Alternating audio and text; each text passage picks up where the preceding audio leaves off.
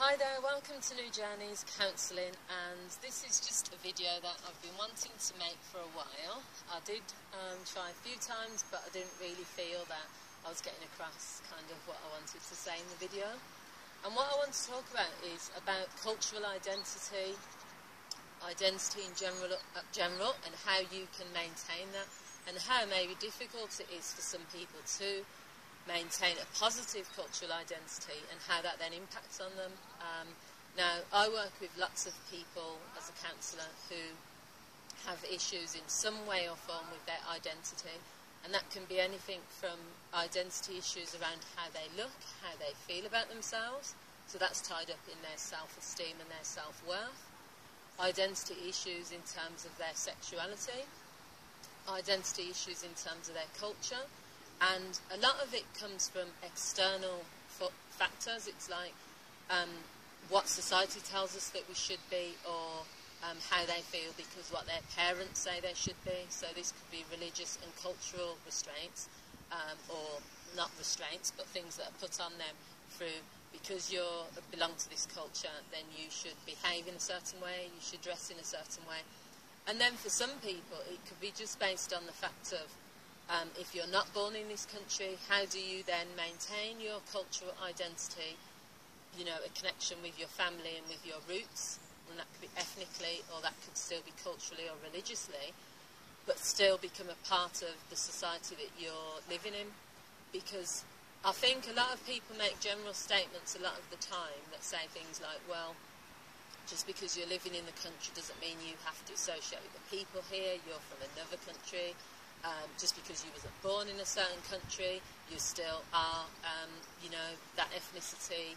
You should do this if you're part of this culture. You should look this way. You should talk this way. You should act this way. You should wear your hair this way. You should. There are so many messages that we are given, and that could be given through our family, our friends, society, the media, from everywhere really. So I think it can be quite difficult at times to maintain a positive cultural identity. But you can do it, and it's a matter of you working on it, making a decision about who you are and what's important to you. So an example is, I'm obviously a black woman.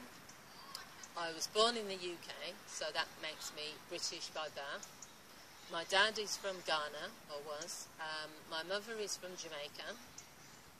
So parentage-wise, I've got two parents from different countries. My identity is also that I'm a woman. My status as well means that I'm a counsellor, but I'm also a social worker, was a social worker. My age as well comes into my identity. There are certain people that are going to have ideas and beliefs about a black woman living in this country, with parents from another country, and of a certain age, and what they expect that person to look like, sound like, be like, act like. Now, if you were someone that is continuously looking at other people to tell you how you should maintain your identity, then you are going to be confused, and then you are going to become distressed, because no one is going to there's going to be lots of people telling you how you should behave. If you're an Asian male, this is how you should behave. If you're a white British male, this is how you should behave. If you're a black woman, this is how you should behave. Whatever, there are going to be hundreds of people, all with different ideas and beliefs about what that means, what your cultural identity means, and how you should respond to that.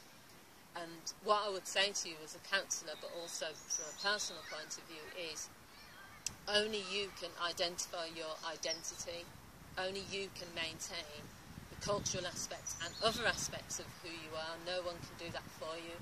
You have to decide, these are the parts of my culture that I want to continue to maintain, regardless of whether I was born in this country, regardless of where my parents are from. These are the traditions and the cultural ideals that I want to take with me. Religiously, that's harder, because obviously if you're born into a religion, or if you convert to a religion, they're not restrictions, they are like terms, if you like, of things that you do need to do. But that doesn't take away from the identity of who you are as a woman, as a male, as a person, really. Your cultural identity, your ethnicity, your origins. They're so important to be feeling happy and maintaining, because I would say the other difficult aspect is if you're mixed dual heritage. So you might be someone who has two separate, not separate identities, because you may have a parent from two different ethnicities or two different cultures, but that's another area that I think people struggle with. Society will dictate to you, you need to choose one, or you need to don't be so. If you're saying, like, if one parent is Afro-Caribbean and one parent is white British, don't be so, like, on your mum's side, or don't be so on your dad's side. And I feel that that's quite sad, because someone doesn't have to choose. You are, from both those parents, and that you're going to have aspects of those that make up you, who you are. Don't allow anyone to dictate to you how you should behave, that you have to choose if you're from two different cultures. Embrace your culture, embrace your identity, embrace your ethnicity. Be who you are, and don't allow any of the negative messages that are coming through from all angles to permeate and to change who you are. Not permeate, permeate. Just got that wrong. Be who you are, just be free to be who you are, be free to talk how you want to talk, to dress how you want to dress, wear your hair how you want. Don't allow, these messages, because I would say that this creates a lot of tension and stress within some of the people I counsel, but also with the people I speak to. They feel so lost about who they are, because they get so many messages that, no, you're not speaking right, no, you're dating the wrong person, you should date this person, you should act like this, you should be more black, you should be more white, you should dress like this, you should dress like that, the way you're acting or what you're doing. And it can be really, really stressful for people, but you just have to own yourself, own your identity, have your confidence, and just say, well, you can't tell me how to behave, this is me, accept me for who I am. Lose who you are as a person. Thank you for watching, and I hope to see you again on some other videos. Take care, bye.